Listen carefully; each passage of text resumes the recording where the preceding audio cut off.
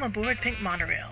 I'm your pilot, Michelle Valladolid, and next to me is my co-pilot, Noe Valladolid. Hey everybody! Last time, we talked about Coney Island. This time, we're talking about something a little closer to home, Universal Studios Hollywood.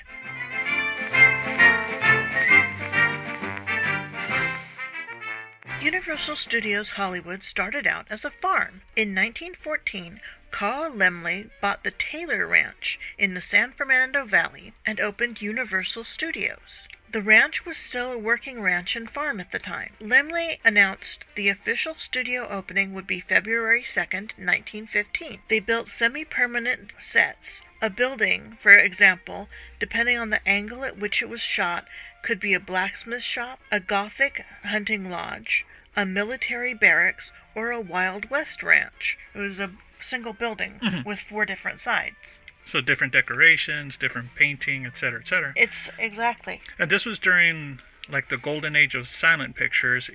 This is when Hollywood still had like the Hollywood Land, the full Hollywood Land sign. Yes. Wow. Another example, a bridge over the stream could be a Japanese arch bridge, a Roman stone paved bridge, or a steel cantilever bridge, just based on how it was dressed by the set dressers. There was a zoo, and a kind of human zoo, which we don't like, with a Native American tribe from New Mexico, living on the ranch along with 100 head of buffalo and many horses. According to a news article at the time, one of the most picturesque spots in the city is the Indian Village, which is the largest in America and is inhabited by a group of, and then she makes a slur, but she means Native Americans, who are encouraged to pursue their life and adorn themselves grotesquely as possible.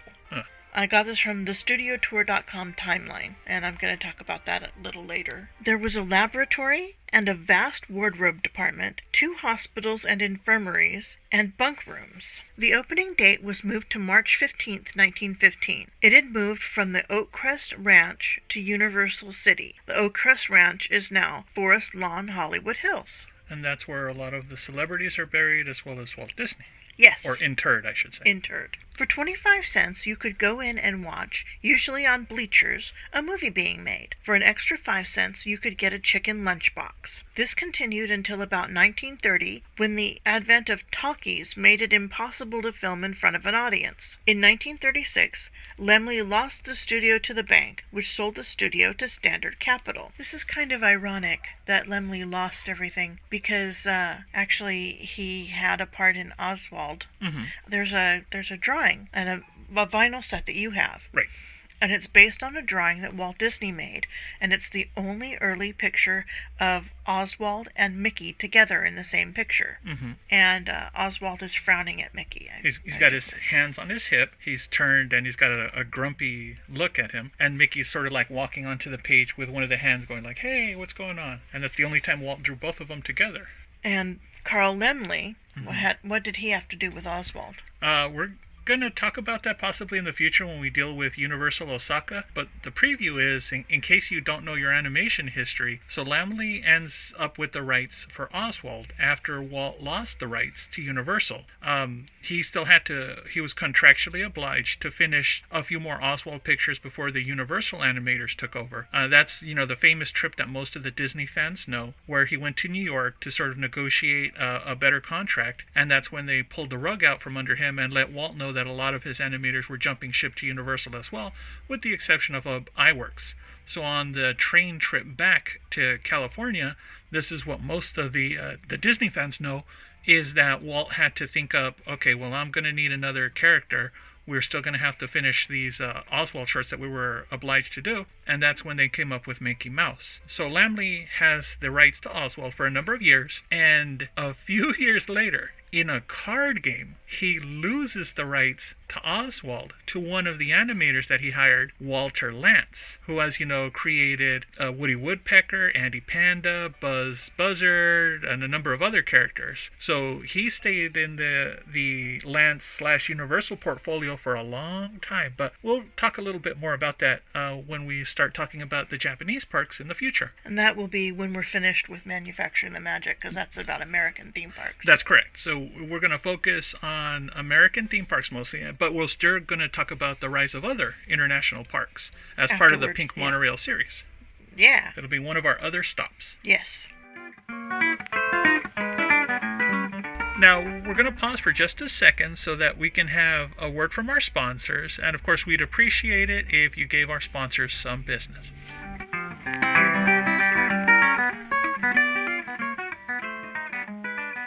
They changed the name to New Universal Studios. In 1946, Universal merged with International Pictures to become Universal International. That's kind of a no-brainer. Mm-hmm.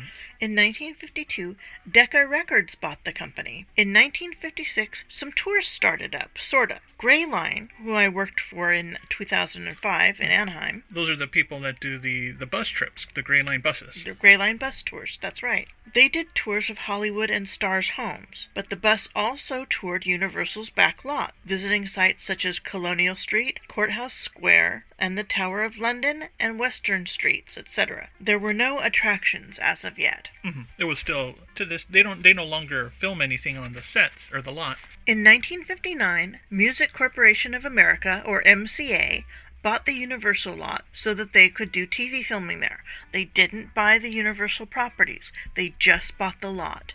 Huh. Albert Durskind, head of MCA, started booking studio tours with stops at the studio commissary during quiet periods, trying to make a few extra bucks. Gray Line still did the tours. From 1962 to 1964, Tanner Gray Line Tours does Dine with the Stars and studio tours. Again, this timeline is mostly from thestudiotour.com, and there is much more detailed timeline there, including what movies were filmed where. It's a great website. Mm-hmm. In 1962, MCA acquired Decca and Universal Pictures, reuniting the studio with the studio. So they not only owned the lot, now they own the company. So now they officially own the properties. Yes, exactly. Okay. Most entities, including Universal Studios themselves, put 1964 as the opening of Universal Studios Hollywood. Albert Durskind persuaded MCA president Lou Wasserman to invest $4 million, investing in a studio tour van tram tour. The Glamour trams, designed by Harper Goff, who designed Disney's Nautilus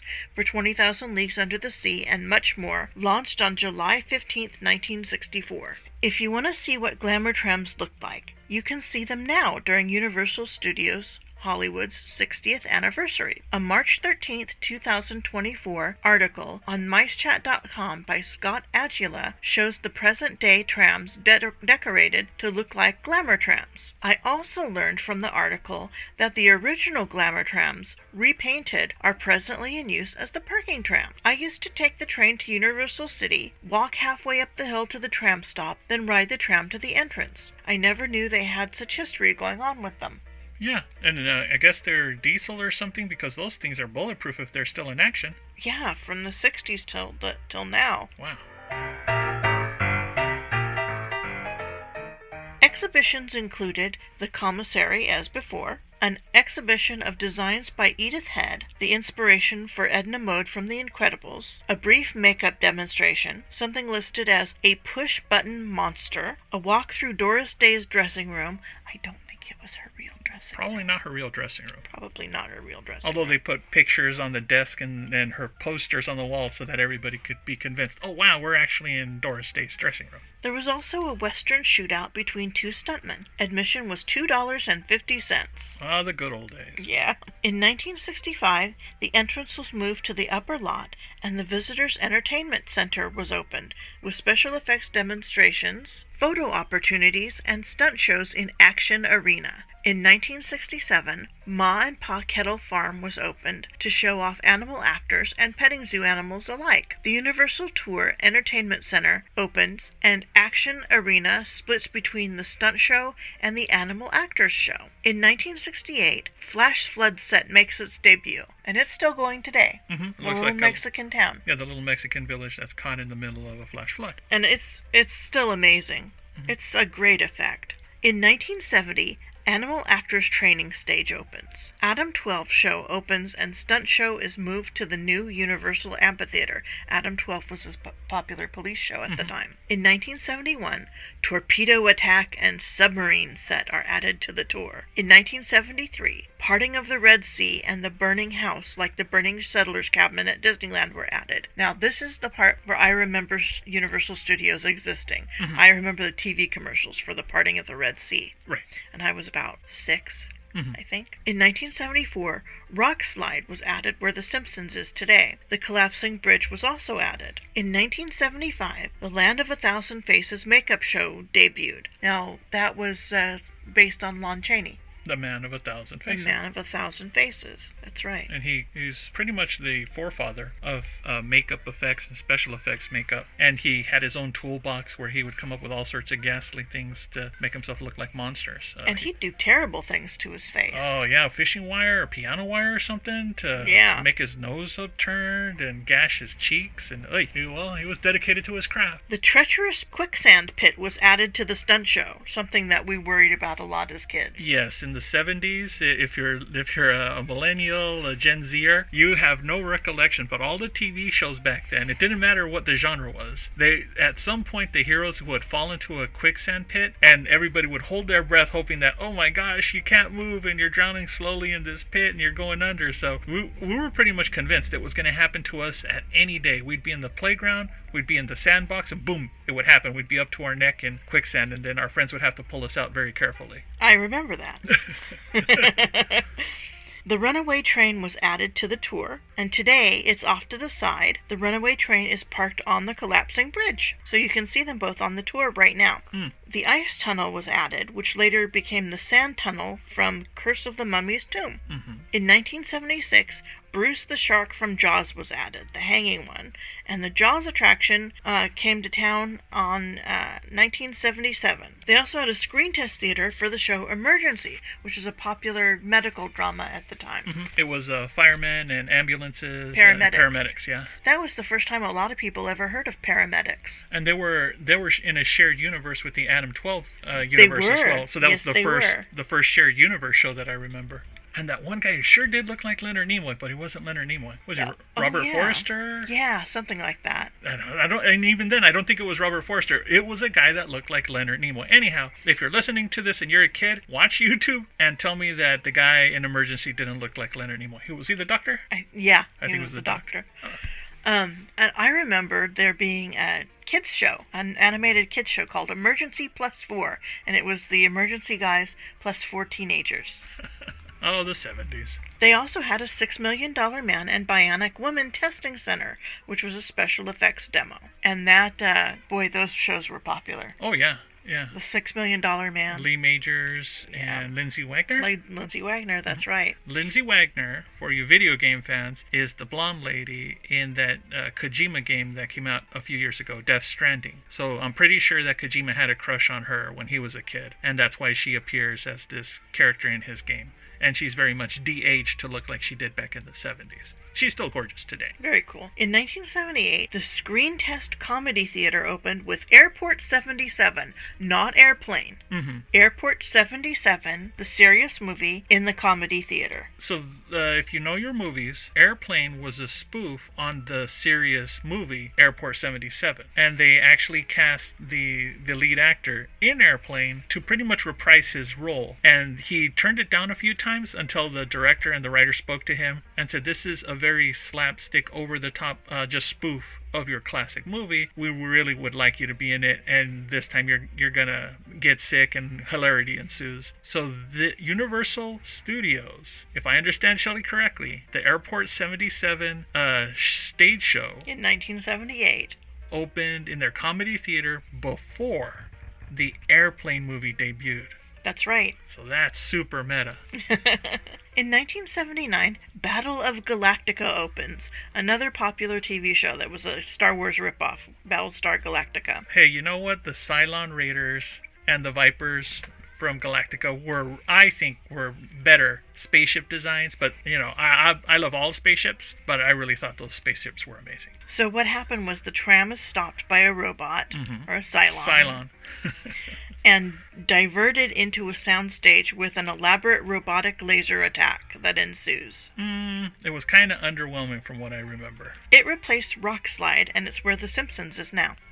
In 1980, Castle Dracula show opened. In 1983, Landmark Entertainment, who we're going to do an entire episode about, created Adventures of Conan, Sword and Sorcery Spectacular. It was for those people that visit the MGM studios, at the MGM studios with the Indiana Jones stunt show. It was sort of a precursor to that.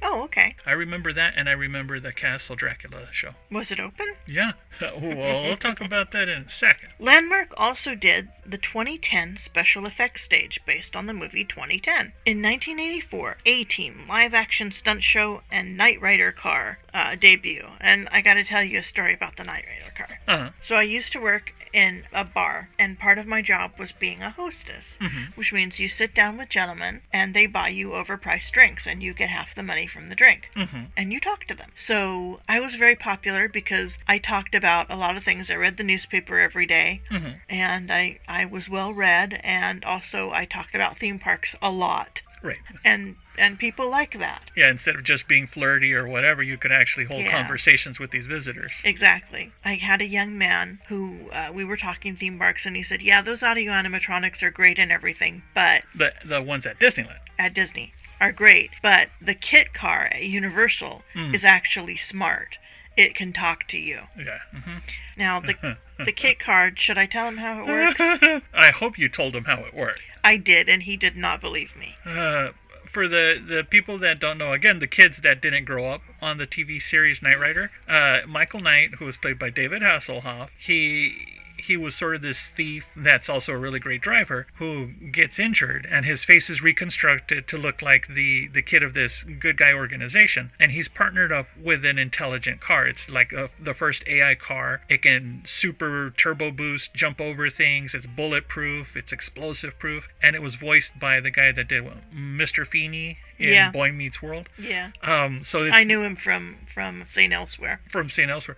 Anyhow, it's a really campy, but it's a really fun show. And the talking car appears at Universal Studios. KITT. Knight Industries Turbo 2000. Sorry if I'm massacring the name. KITT. Yeah, KITT. So you can sit in the car, get your picture taken with the car, have a little talk with the car, and then the next person in line would go. So this guy thought the car was for reals. Yes. Shelly, how did it work? There's a guy or a gal sitting in the booth behind the car.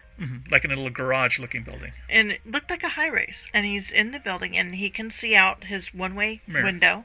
And he can see down into the car. There's also a camera in the car. And a microphone and a speaker. And so you see the person in the car, so you can describe what they're wearing or ask them about what they're wearing and really freak them out. And have a conversation with them. And your voice comes out like Turtle Talk with Crush. Right. Your voice comes out sounding like KITT. And he thought the car was actually talking to him. What did this gentleman do? Do you remember what this gentleman did? He was in the military. Yikes. Okay. But I worked with geniuses in the military when I worked at the NOC, so it wasn't a military thing. No, it wasn't a military thing. But we're scary at the point where now we're getting robots that are like it and can have conversations with us. And our cars do talk to us now. Oy. They do. Now I wish it could drive while I go to sleep. Yeah, they told us when we were adults, we would have cars where we could just lean back in the bubble and it would take us through the sky to work. Yeah, if they weren't flying cars too. Flying cars. In 1985, He-Man and the Masters of the Universe meet and greet and Transformers meet and greet opened. The Transformers back then looked more like the cartoon versions, not the modern Michael Bay ones that are like 30 feet tall. Right. The courthouse square was used in Back to the Future. And they redid it in the early 2000s or late 1990s. I can't remember. But my friend Steve Lee, I'm sorry, Steve, took me to Universal for the day, and they were redoing the marble on the steps of the courthouse. So we went and availed ourselves of a couple pieces of marble. My friend, the late Imagineer Bruce Gordon, did an article for, I believe it was Starlog, about the third Marty in Back to the Future. Now, I thought you were talking about the actor. So Michael J. Fox, there was another actor before Michael J. Fox. But that's not who you were talking about. No, I'm talking about a third Marty McFly. Because the timelines don't match up exactly. So in order for the story to work out correctly, there would have had to have been a third Marty McFly that sort of takes over. The article's online. Look it up. Yeah. Anyway, he and my other friend, David Mumford, wrote some great Disney books, the best of which is Disneyland The Nickel Tour. They were doing a signing in Tomorrowland, and I went and gave each of them a piece of the courtyard because they were both huge Back to the Future fans. They went on a special trip to see the train. Mm-hmm. I mean, big, hardcore Back to the Future fans. Right. So I gave those to them, and I don't know what happened to them. Well, the marble. To the marble. I know what happened to Bruce and David. They both died. They both passed away. But yeah, they looked at the train that went off into, Eastwood Ravine? That's right. And flew out again. On March 18th, 1986, 8 years to the day before our daughter was born, Bob Gurr's incredible animatronic, the largest in the world at the time, King Kong, debuted. King Kong weighed in at 7 tons, was over 50 feet tall, covered in 660 pounds of fur, and had banana breath. He was modeled after the 1976 version of King Kong, was in a 26,000 square foot New York soundstage. Yep. So the tram tour goes into a building and it simulates the New York skyline at night, and you're on sort of some sort of elevated freeway, and you turn the corner, and the entire time it's like helicopters are overhead and there's a spotlight searching for the ape. Like you could hear the roar, and it's like very intense. You turn the corner and there it is, the giant animatronic head and hands as he's tearing up a bridge that you're on. It was spectacular. I mean, that animatronic, just the head alone is bigger than the Yeti in Everest, and that's saying something. So you can imagine they didn't build a full animatronic. That would have cost way too much. Just the top portion, sort of from the neck up. But that was crazy. It was amazing. That's cool. I never got to see it. Neither did I. You didn't? I just studied the video over and over. Would you like to know why I never got to see the ape? Yes. So every time my family and I would go to Universal Studios, none of the new attractions were working. And it didn't matter. We would have this strategy. We're like, okay, a lot of the things weren't working the last time we went because maybe they were too brand new. So we'd say, okay, let's give it a month or two, let the crowd size go down, and we'll go in the middle of the week. Everything should be working. They've figured out all the bugs. No, that didn't work. Other times it was like, this is a brand new attraction. It's got to be working on opening weekend. Let's go opening weekend.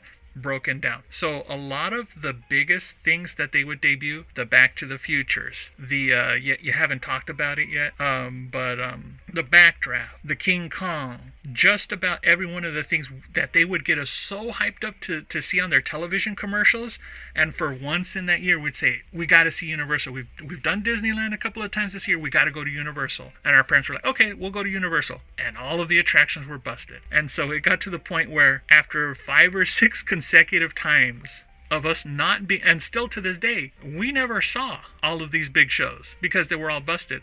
The ones I do remember seeing are the ice tunnel, being underwhelmed with the Battlestar Galactica thing because the light show was just a light show. It wasn't even lasers. I'm sure they had lasers early on, but by the end, after like a year, it was just sort of a flash of light between the Cylons and an actor dressed like one of the good guys, and then one of the robots sort of splitting in half up to the waist, and us being, oh, this is not cool. I mean, we could have seen Pirates of the Caribbean instead. The Dracula show, which I think the coolest part was they would get a guy from the audience and they'd stretch him, and that looked really realistic. For a kid like me, I could never figure out how they did it. But then looking back on it in my mind, I'm like, oh, that's an easy effect. Then Dracula scaring Frankenstein with a candelabra, and he's like, oh no, like he's afraid of fire. And then he like grabs the candelabra arms and he bends them down to the side. So now Dracula's holding a cross, and then Dracula's like, ah! And everybody in the audience clapped because it was like, hey, that was pretty clever. That was clever. So anyhow, that's the sad thing, because we wanted to see the big ape, and we saw the video, and we're like, oh my gosh, he looks amazing. They had all the news crews there, and he looked amazing. And they say, yeah, he really has banana breath. They would pump in like 500 gallons of the banana scented something every day just so that he smelled like bananas when you drove by. But we never saw him because he was never working when we went. Anyhow, Shelly, thanks for bringing back those wonderful memories. You're welcome. 1988 brought in Star Trek Adventure, a $7 million live performance attraction. 10 volunteers from the audience were dressed in Star Trek uniforms, placed on sets, and coached to deliver scripted dialogue. This was cut in with existing footage of Star Trek characters from the first show, Kirk, Spock, etc. 4 audience members competed in a growl-off to win the role of Klingon captain, and a very young audience member plays a Klingon dog or dragon hound. Other audience members played preceptors who tested both crews via mind control. You could purchase a copy of the resulting 8-minute film on VHS after the show. I bet those are some real rare collector items now. Yeah, if they have them, and hopefully they converted them to digital. Sets included a transporter room, bridges of the USS Enterprise and Klingon ship, and main engineering. They also had the Miami Vice Stunt Spectacular, which made its debut replacing the A-Team live-action stunt show. And Earthquake, the big one they talked about, they had just started the Blue Line. Construction on the Blue Line. Right, for a subway in Los Angeles, which people thought was unheard of because, of course, an earthquake would kill any subway that tried to run in Los Angeles. Yeah, that's for sure. Everybody was afraid that the buildings were going to collapse over the subway.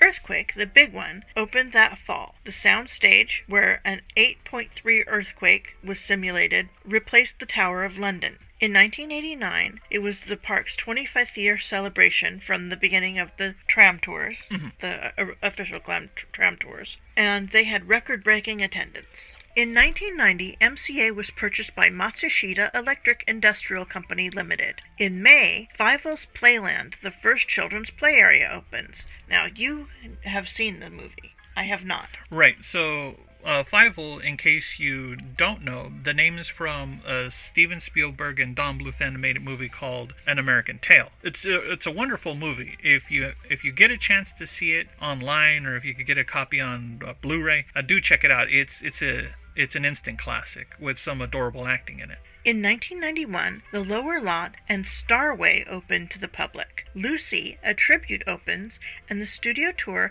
and World of Cinemagic are based downstairs in the studio center. The next month, E.T. Adventure, a dark ride, opens, making Universal Studios Hollywood an actual theme park, in my opinion. Okay. The Blues Brothers also debuted in the park, and they're still going today. In 1992, Beetlejuice's Graveyard Review opens, and also, as you mentioned earlier, Backdraft.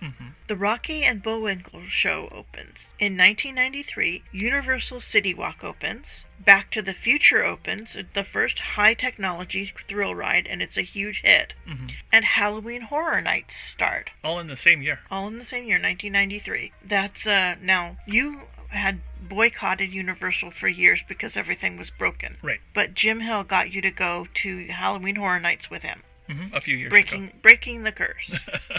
Yeah, because things were working then. So they're not going to do that on one of their high-capacity days. And it's really just mazes. But that was great fun. It was early on in the seasons for The Walking Dead. So it was the first year that... 93? No. When I went with Jim. Oh, when you went with Jim. Yes. Right, sorry.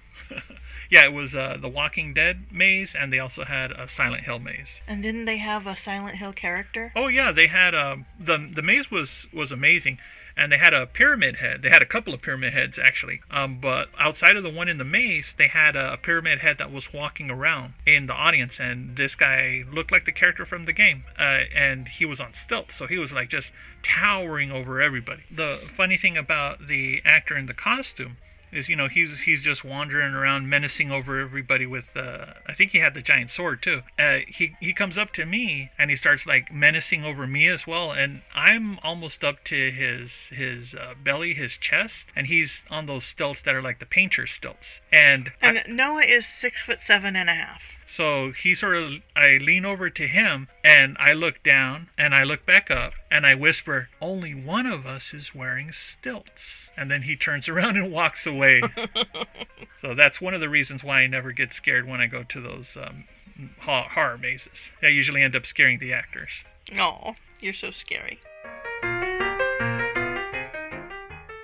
In 1994, Flintstones Musical Review replaces Star Trek Adventure. I seriously doubt this is a $7 million attraction. the 30-year celebration with a nighttime fireworks and laser show called Spectra Blast, and a magic show, Cinemagique, Illusions of the Night, not Cinemagic, which was on the lower lot. Right. I wonder how many people got confused with that. I'm sure a lot. Cinemagique only lasted for the birthday and then it was gone. In 1995, Seagram buys MCA and Universal. The making of Apollo 13 attraction opens, and Waterworld, a live Sea War spectacular, opens, and that's still going today. That's an amazing stunt show. Now, when our daughter Alice was in college and learning art, she decided to take a stunt fighting class so that she could learn how to draw fights and action. So she took this class and learned all sorts of stunt fighting things. So you can fake sword fight my daughter anytime. But a couple of her classmates were in the Waterworld show. And when she and I went to the Waterworld show, she recognized them. And so that was fun. Hey, you see that guy that's on fire that's about to fall? That's my classmate. Exactly. In 1996, Jurassic Park The Ride opens, and the studio tour was moved back to the upper lot where it is today. Something interesting about the Jurassic Park ride. Steven Spielberg. Loved it. And it was Jurassic Park then, not Jurassic World as it is now, with a lot of practical effects. And he would ride it and enjoy it very much. And when they got to the top of the big drop with the T-Rex, they would stop the ride and he would get out. Because he was a chicken and he didn't want to get wet. He didn't want to go on the big drop. So he would be walked out the rest of the attraction. Good old Spielberg. He had a special room on Back to the Future, level 2, room C, and that was the front center. I always get the best view, so I'd always know after hearing about his special room, always asking for it and getting it, and I'd always get the best view. Nice. In 1997, Totally Nickelodeon replaces Flintstones, and the Land Before Time show opens. Another great animated movie. That I've never seen. Oh my gosh. Between that and American Tail and Princess Mononoke. I know. We really got to get caught up on animation, lady. We do. In 1998, Aquazone Water Play Area opens, and the Victoria Station restaurant outside the entrance becomes the Marvel Mania restaurant, a chain venture by Planet Hollywood and Marvel Entertainment. Universal had rights for Marvel inside theme parks, east of the Mississippi. This wasn't technically in a theme park. It was in their City Walk area, sort of like the downtown Disney area. Right. He was expected to grow into a nationwide chain, but theme restaurants were starting to fade shortly after this time. Now, your brothers, but not you, not me, went to Marvel Mania. That's right. So they were visiting my brother, my older brother, my younger brother, and a couple of their friends were going to go to Universal Studios. I think they had a field trip or they were just visiting with their friends. And when they were out there, they were passing by this line. It's like, oh, a Marvel thing's opening up. What's going on? And there was a line and they're like, oh, well, it's the grand opening. Stan Lee is here along with a couple of artists and they're signing posters. And my brother was like, do we have to buy anything? And it's like, no, just wait in line. So my brothers and our friends, they all got an autographed Stan Lee poster, and the illustrator, I'm sorry if I don't remember his name. It might have been Ron Lim or somebody else. But anyhow, that's how we ended up with an autographed poster. And we sure miss Stan Lee. Yeah, we sure do. Small Soldiers behind-the-scenes experience also so if you don't know, there was a movie. It was, 96, 97 when the movie came out?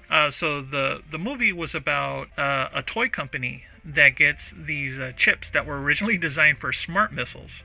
But the company loses the government contract, so they say, well, we got to offload all of these chips. So they sell them to a toy company. So they put them in these little robots, sort of like G.I. Joe characters, and the bad guys were sort of these anamorphic monster type characters. But their programming kicks in, and the little toy soldiers try to wipe out a family. So then the company has to try to recall all of these toys before they get activated and go into this murder rampage. It was brilliant for the use of practical effects. I think it was Stan Winston Studios. They actually made these little 10-inch animatronic figures. They were amazing. Everything that they were able to accomplish with these little figures.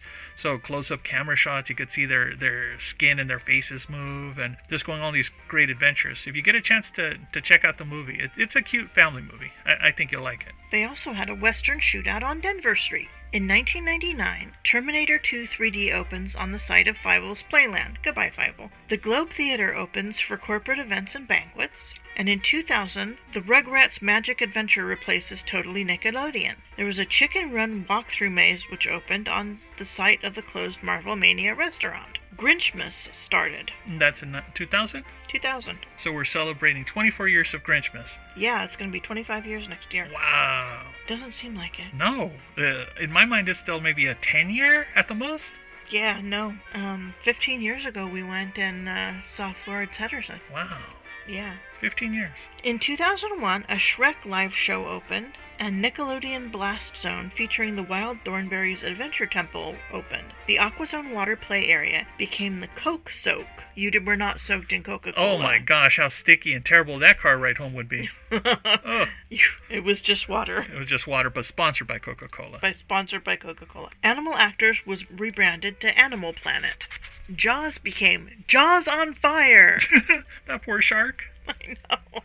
Barbecue. In 2002, special effects stages on the former Cinemagic site, not Cinemagic, opened, and they were for Gladiator, Jurassic Park, and The Mummy. A show called Spider-Man Rocks opens. And this had nothing to do with the Broadway disaster of the Spider-Man musical? No. Okay. Nothing. I wonder what it looked like. I gotta look it up. In 2003, Shrek 4D replaces the Rugrats show, and in 2004, Van Helsing Fortress Dracula maze opens. Revenge of the Mummy coaster replaces the E.T. adventure, and Spielberg was none too happy about this. So they promised that in Orlando they'd never close the ride. And after all these years... It's 30 years now. It's kind of long in the tooth, and people are saying put that attraction out of its misery, but they promised Spielberg that they would never mess with it. No, people are actually... It's a classic, keep it forever. In 2005, Fear Factor Live opens. War of the Worlds was added to the studio lot. Now, you walked through there. Right. So that was the during the tram tour, during the horror nights, the tram would quote unquote break down at the bottom where the set was. So you had to walk through this maze of zombies through the wreckage, and it worked perfectly. The wreckage from the War of the Worlds set, and then you'd get to see the Bates Motel. You'd get to meet Norman Bates, get a picture if you wanted, and then eventually you'd catch up to a working tram on the other side of the walk. So that was pretty neat, and that was the level of detail and devastation in that set was amazing. I got to walk through it too. My friend John Nadelberg took me and his son, and we went on the VIP backstage tour. And you went during the daytime. During the daytime, and we got to go through the costumes and some sets and the prop department. Where I saw terracotta soldiers, which I'm obsessed with.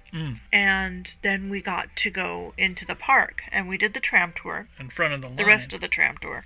But we weren't in a tram, we were in a bus. So in King Kong, when you see the tram get attacked, and you're in a weird little bus, that was weird. But we got to walk through the War of the Worlds set. And there were some zombie things still there, some gloves and stuff that were stuck in the nooks and crannies from the Halloween set. But it was really interesting. There was so much stuff. Yeah. Such detail. But that was a lot of fun. And it was the day Wizarding World of Harry Potter opened, and we got to skip the line there and skip the line onto the rides. Nice. Yeah. So take the VIP tour. It's worth it. How many hours was it just to get into the Wizarding World when you went? It was a 2-hour wait just to get into the land itself. Not the attractions, just the land. Just the land. Yeah, get the VIP tour when something opens up. Yeah, I want to do the VIP tour again and do Super Mario. In 2006, there was a new studio tour host, Whoopi Goldberg, and at this point they had video screens on the cars in the trams. So you had a video host, and this year it was Whoopi. There was a new studio tour. They had the Fast and the Furious set with the dancing cars. They had a stunt show that featured Zorro, a Disney character. But this was for the movie featuring Anthony Hopkins and Antonio Banderas. Yes. In 2007, Universal's House of Horrors replaced Van Helsing. King Kong was burned and moved from the upper lot to, we'll talk about that in a minute. The Quickie Mart opens, and Back to the Future closes. Foreboding. Right. Foreshadowing. Marvel characters disappeared from the park. In 2008, Simpsons Ride opens. Collapsing Bridge is reopened after the New York area and Courthouse Square are destroyed by fire. In 2009, Creature from the Black Lagoon opens and shortly closes. And in 2010, the special effects stage opens in Castle Theater, and the King Kong 360 3D debuts on the tram tour. In 2012, Transformers The Ride opens, and in 2014, Despicable Me, Minion Mayhem, and Super Happy Fun Park open. And I was there for both of those openings. For Transformers, I brought my dad, because I didn't know you yet. Right. And we had a ball. And then at Despicable Me, they had us standing in the sun on a red carpet type of thing for about 2 hours. I got sunstroke. They thought I was drunk, and they've never invited me to anything since. Just a reminder to the PR people, do check on the people you invite, not just from the web pages and the social media influencers or the newspapers or the TV people. My wife is on medication, and she's technically not supposed to be out in the sun for too long because she dries up really quick. So if one of your guests seems to be a little bit off, don't assume that they are imbibing. Maybe get them in the shade, get some water in them, because you almost had to go to the hospital that day. I did. I almost had to go to the hospital. Your heart rate, your blood pressure was through the roof. That was scary. That was scary. But Super Happy Fun World is really cool. Yeah, it was nice from what you remember. Yeah. The Wizarding World of Harry Potter opens in 2016 when I was there for that day with my friend John Nadelberg. Hi, John. It was the first wholly themed land, and some people say this is when it became a theme park. But you would argue that it happened a little bit before. Yeah, I think it happened when the first ride opened. Now, for those people that are listening, we're more than 10 episodes into the series, and Shelly is going to start breaking down what exactly is the difference between an amusement park and a theme park. And if you've been paying attention, you're already familiar with other terms like pleasure fairs and the pier parks and the beer gardens. So there's multiple trolley parks. And the trolley parks. So there's multiple types of themed areas that we can go to, but there is a distinction between amusement parks and theme parks, and Shelly's going to break it down pretty soon, especially when a certain mouse starts to take over a little bit of Anaheim. Yes. Couple other things. In 2021, Secret Life of Pets Dark Ride opened. And I hear it's magnificent. I haven't been on it yet, but I've seen video, and it's really great. And in 2023, Super Nintendo World opened. And that, they're also making one in Epic Universe, and they've got one in Japan that has a little more than the one here. This one here is a little bit trimmed down from the ones in Japan and at Epic Universe. Right. But just recently, a shop, or a restaurant actually, opened across from the main entrance of the park because it's just so wildly popular. Right. They need places that are going to absorb the crowds. Now, there's a Fast and Furious coaster coming in the future. Universal does not like to talk about future things until they are about halfway built. So we don't know what's coming in the future. Right. And they tend to reveal these things not only after they've started construction and after all the rumors have gone out, but if Disney's about to announce something, they try to beat them to the punch and get the hype more on their side. I've noticed that. Yeah, so which is good for everybody to have that friendly competition where, hey, if you're going to spend theme park wars are good for everyone. Absolutely. So that catches us up to everything as of 2023 from the birth of Universal Studios Park in 1915. That's a long time. That's a long time. And for them to only give themselves credit for 60, I think is kind of sad. Yeah. Well, maybe they'll realize their legacy goes back a little bit deeper. Yeah, I'd like to see that. That was Universal Studios, Hollywood. We'll get to other Universal Studios later. And our next one, we're going to talk about another farm where you can get a chicken dinner. That's a little bit closer to us, I think. In Buena Park. Oh. Knott's Berry Farm. I look forward to that. We look forward to seeing you next time on Pink Monorail Podcast. Thanks for listening. Now, Shelly, if somebody wants to support the channel or they have questions on topics that we've brought up or perhaps discussions for the future, how can they support this podcast?